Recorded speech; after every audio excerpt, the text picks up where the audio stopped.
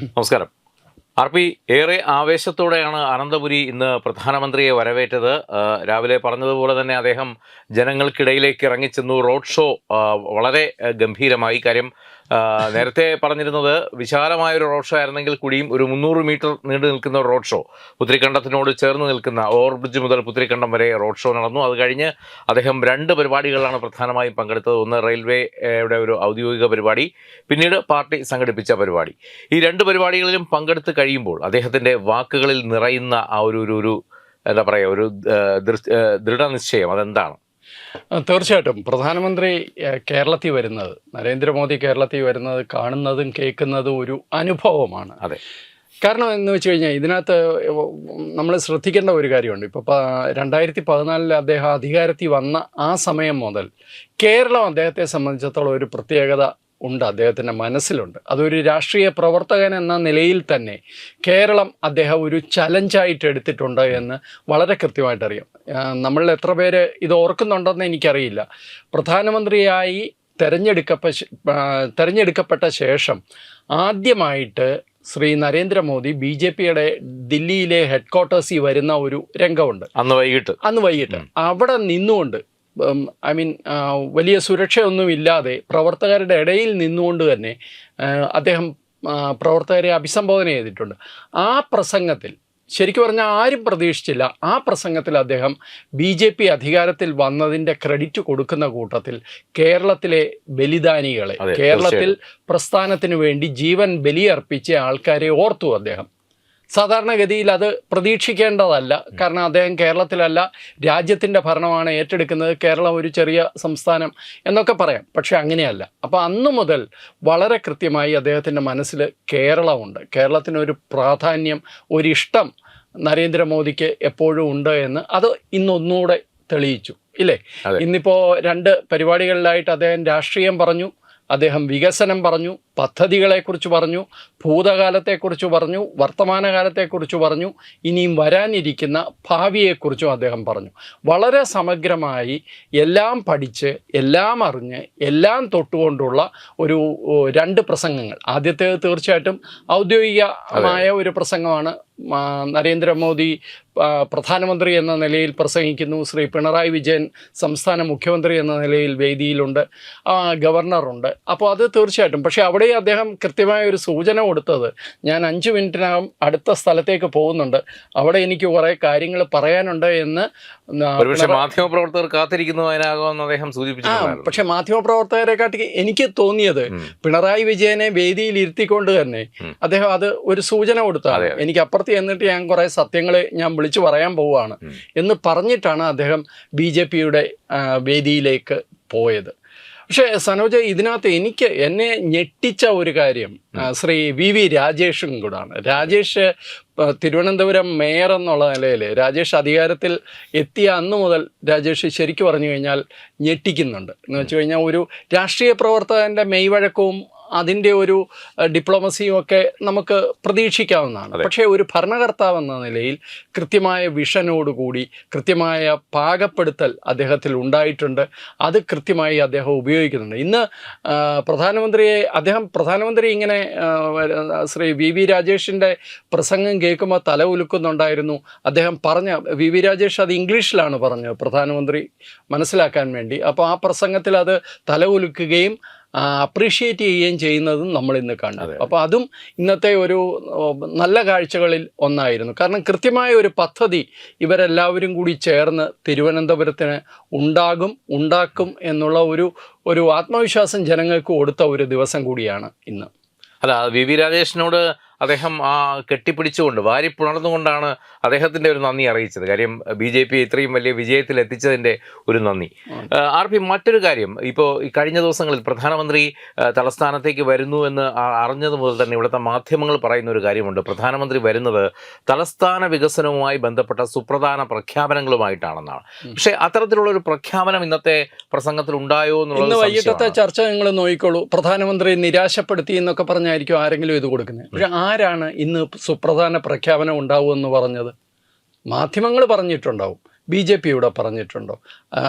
പ്രധാനമന്ത്രിയുടെ ഓഫീസ് പറഞ്ഞിട്ടുണ്ടോ? ശ്രീ നരേന്ദ്രമോദി പറഞ്ഞിട്ടുണ്ടോ ഞാൻ തിരുവനന്തപുരത്ത് വന്നിട്ട് ഇന്ന് സുപ്രധാന പ്രഖ്യാപനങ്ങൾ നടത്താൻ പോവുകയാണെന്ന്? പ്രഖ്യാപനമല്ല ഇതിനകത്ത് കാര്യം. ശരിക്കും പറഞ്ഞു കഴിഞ്ഞാൽ BJPയുടെ മേയർ തിരുവനന്തപുരത്ത് വന്നപ്പോൾ, അല്ലെങ്കിൽ BJP തിരുവനന്തപുരം കോർപ്പറേഷൻ പിടിച്ചെടുത്തപ്പോൾ തന്നെ അവർ ഒരു കാര്യം പറഞ്ഞിരുന്നു: പ്രധാനമന്ത്രി ഇവിടെ വരും, പ്രധാനമന്ത്രി സുപ്രധാനമായ ഒരു പദ്ധതി തിരുവനന്തപുരത്തിൻ്റെ വികസനത്തിന് വേണ്ടിയിട്ട് സമർപ്പിക്കുമെന്ന് പറഞ്ഞിരുന്നു. 45 ദിവസങ്ങൾക്കുള്ളിൽ എന്നാണ് പറഞ്ഞത്.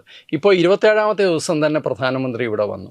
അപ്പോൾ ഇന്ന് ശ്രീ VV രാജേഷ് അത് വളരെ വ്യക്തമായിട്ട് പറഞ്ഞിട്ടുണ്ട്. ഞങ്ങൾ പദ്ധതി അദ്ദേഹത്തിന് ഇന്ന് സമർപ്പിക്കുകയാണ്. അദ്ദേഹത്തിന് ആ പദ്ധതി സമർപ്പിച്ച ശേഷം അദ്ദേഹത്തെ സംബന്ധിച്ചിടത്തോളം അദ്ദേഹം അത് അപ്രൂവ് ചെയ്ത് അതിൻ്റെ സമയത്ത് അദ്ദേഹം തീർച്ചയായിട്ടും അതിൻ്റെ പ്രഖ്യാപനം നടത്തും. എന്തായാലും ഒരു കാര്യം വളരെ വ്യക്തമാണ്: ഇന്ന് പ്രധാനമന്ത്രി നരേന്ദ്രമോദി നടത്തിയ പ്രസംഗത്തിൽ അദ്ദേഹം വളരെ വ്യക്തമായിട്ട് ഈ തൻ്റെ കാഴ്ചപ്പാട് പറഞ്ഞിട്ടുണ്ട്. അദ്ദേഹത്തിന് തിരുവനന്തപുരത്തിൻ്റെ പോരായ്മകൾ എന്തൊക്കെയാണ് എന്നറിയാം, ഇവിടെ നടക്കുന്നത് എന്താണെന്ന് അറിയാം, ഇവിടുത്തെ വികസന സാധ്യതകളെക്കുറിച്ച് അദ്ദേഹത്തിന് അറിയാം. അദ്ദേഹം ഇന്ന് വിഴിഞ്ഞം പോർട്ടിനെ കുറിച്ചൊക്കെ കണക്ക് വെച്ചാണ് അദ്ദേഹം പറഞ്ഞത്. തൊഴിലില്ലായ്മയുടെ കാര്യം പറഞ്ഞപ്പോഴും വിഴിഞ്ഞത്തിൻ്റെ കാര്യം പറഞ്ഞു. ഇതുപോലെയുള്ള പദ്ധതികൾ വന്നാൽ മാത്രം ആണ് ഇത് തൊഴിലില്ലായ്മ പരിഹരിക്കാൻ പറ്റുക. ഒരു വശത്ത് കൊടിയും പിടിച്ച് ആരൊരു ചെറിയ വ്യവസായം വേണ്ട, ഒരു ചെറിയ സംരംഭം തുടങ്ങിയാൽ പോലും അതിൻ്റെ മുമ്പിൽ കൊടി പിടിച്ച് അതിനെ മുടക്കിയിട്ട് ഇവിടെ തൊഴിലില്ലായ്മയാണ്, എല്ലാവരും പുറത്തേക്ക് പോകുന്നതെന്ന് നിലവിളിച്ചിട്ട് കാര്യമൊന്നുമില്ല. അപ്പോൾ വളരെ കൃത്യമായി ഇതിനൊക്കെ വേണ്ടത് ഒരു പദ്ധതിയാണ്. അത് വെറും ഒരു പ്രഖ്യാപനമൊന്നുമല്ല, കൃത്യമായ സമഗ്രമായ ഒരു പദ്ധതി തിരുവനന്തപുരത്തിന് വേണ്ടിയും കേരളത്തിന് വേണ്ടിയും ഉണ്ടാകുമെന്ന് തന്നെയാണ് പ്രതീക്ഷിക്കുക.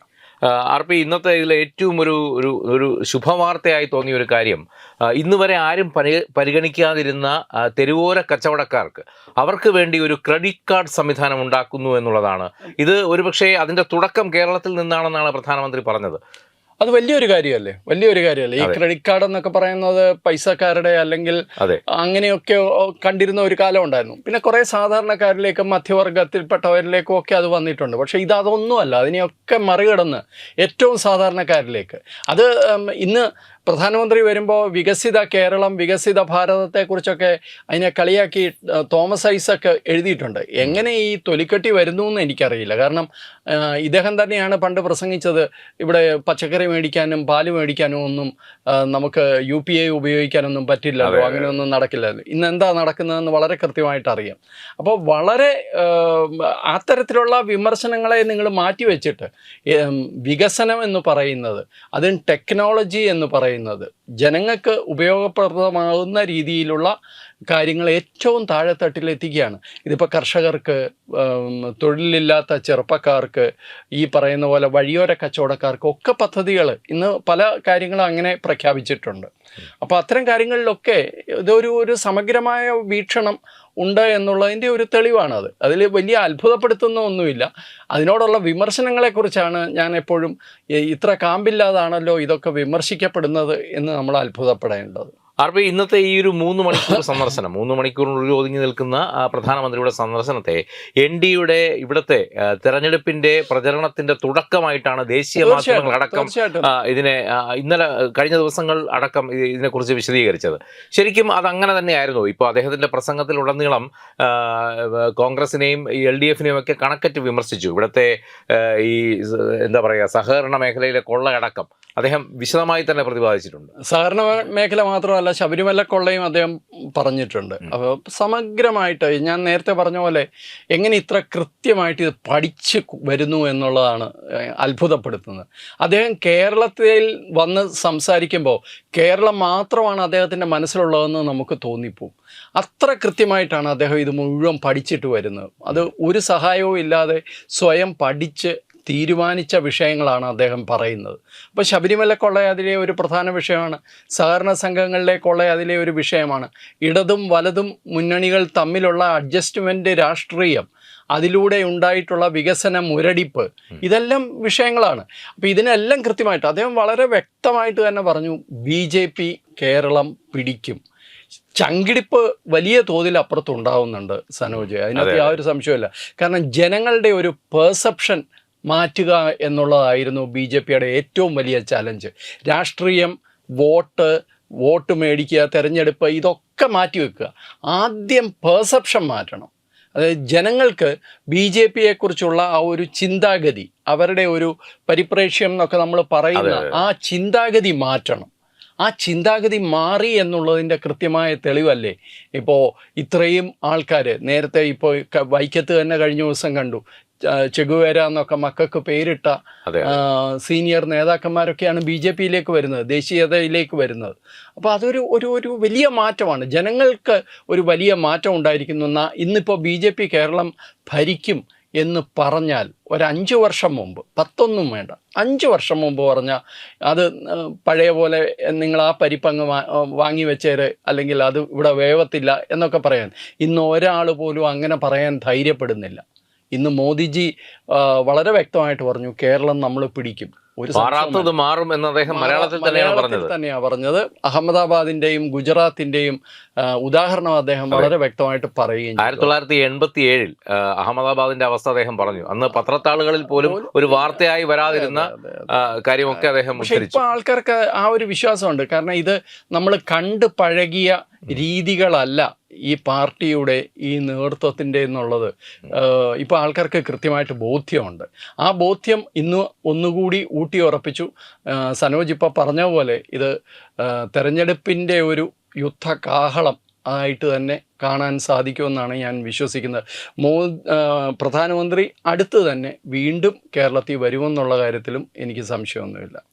എന്തായാലും RP ഈ പറഞ്ഞതുപോലെ ചാനലുകാർക്ക് ഇന്ന് ഒരുപക്ഷെ വൈകിട്ട് ചർച്ചയ്ക്ക് മറ്റ് ഇതിൽ നിന്ന് ഡൈവേർട്ട് തന്നെ പറയുന്നു പ്രഖ്യാപനം ഉണ്ടാവുന്നു, ഞങ്ങൾ തന്നെ പറയുന്നു പ്രഖ്യാപനം നടന്നില്ല എന്ന്. അതുകൊണ്ട് ഞങ്ങൾ തന്നെ പറയുന്നു കേരളത്തിന് നിരാശയാണ്. ഇതൊക്കെ ജനങ്ങളെ പറ്റിക്കാനുള്ള പരിപാടികളാണ്. അതൊക്കെ അതിൻ്റെയൊക്കെ കാലം കഴിഞ്ഞു. വളരെ കൃത്യമായിട്ട് ബോധ്യങ്ങളുണ്ട്, ആൾക്കാർക്ക് അറിയാം എന്താ നടക്കുന്നതെന്ന്. ഇന്ന് അത്രയും ജനങ്ങൾ ഈ വെയിലത്ത് അവിടെ വന്നത് തന്നെ അതിൻ്റെ ഒരു വ്യക്തമായ തെളിവാണ്. പ്രത്യേകിച്ച് ആഹ്വാനമൊന്നുമില്ല. പ്രധാനമന്ത്രി വരുന്നു എന്ന് പറയുന്നു, എല്ലാവരും BJP-ക്കാരൊന്നുമല്ല, ജനക്കൂട്ടമാണ്. അപ്പോൾ അത് വളരെ കൃത്യമായ ഒരു സൂചനയാണ് നൽകുന്നത്. നമസ്കാരം. നമസ്തേ.